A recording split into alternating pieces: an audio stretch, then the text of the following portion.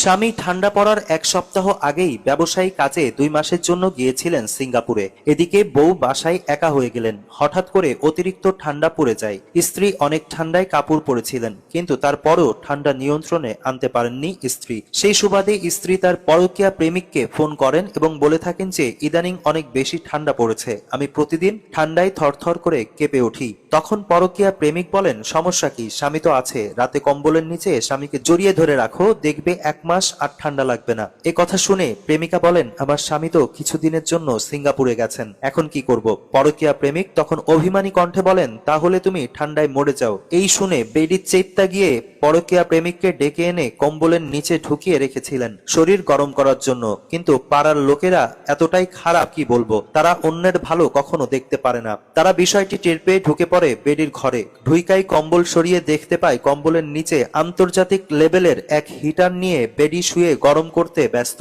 আপনারা ছবিতে দেখতে পাচ্ছেন বেডি তখন শীতে থরথর করে কাঁপছে। পরে এলাকাবাসী মিলে সারা জীবনের জন্য এই আন্তর্জাতিক হিটারের কাছে এই বেডিরে 8 লাখ টাকা দামে গছিয়ে দিলেন। এখন আর পৃথিবীতে যত ভয়ঙ্কর ঠান্ডায় পড়ুক না কেন, বেডির আর শীতে কাঁপতে হবে না, যদি হিটার নষ্ট না হয় আর কি। কেউ আপনাকে ডাকলো আর আপনি নিজের সব কাজ ফেলে জি ভাই বলে হাজির হয়ে গেলেন। আপনি ভাবছেন আপনি হেল্পফুল, কিন্তু বাস্তবতা হলো যার এক্সেস যত সহজ তার ভ্যালু তত কম। মাঝে মধ্যে না বলতে শিখুন, নিজের সময়ের দাম দিতে শিখুন। অন্যকে খুশি করতে গিয়ে কি নিজের ভালো লাগা, নিজের স্বপ্নকে বিসর্জন দিচ্ছেন? মনে রাখবেন, যে নিজেকে ভালোবাসতে পারে না তাকে কেউ ভালোবাসে না।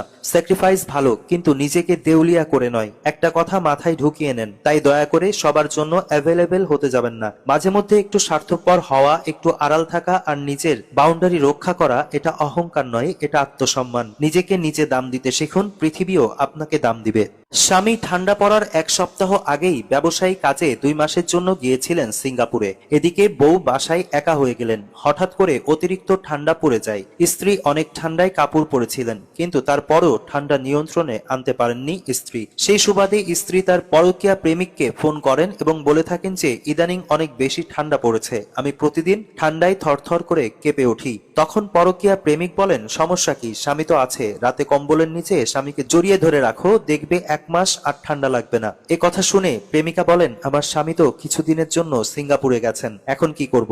পরকীয়া প্রেমিক তখন অভিমানী কণ্ঠে বলেন, তাহলে তুমি ঠান্ডায় মরে যাও। এই শুনে বেডির চেপটা গিয়ে পরকীয়া প্রেমিককে ডেকে এনে কম্বলের নিচে ঢুকিয়ে রেখেছিলেন শরীর গরম করার জন্য। কিন্তু পাড়ার লোকেরা এতটাই খারাপ, কি বলবো, তারা অন্যের ভালো কখনো দেখতে পারে না। তারা বিষয়টি টের পেয়ে ঢুকে পড়ে বেডির ঘরে। ঢুইকাই কম্বল সরিয়ে দেখতে পায় কম্বলের নিচে আন্তর্জাতিক লেভেলের এক হিটার নিয়ে বেডি শুয়ে গরম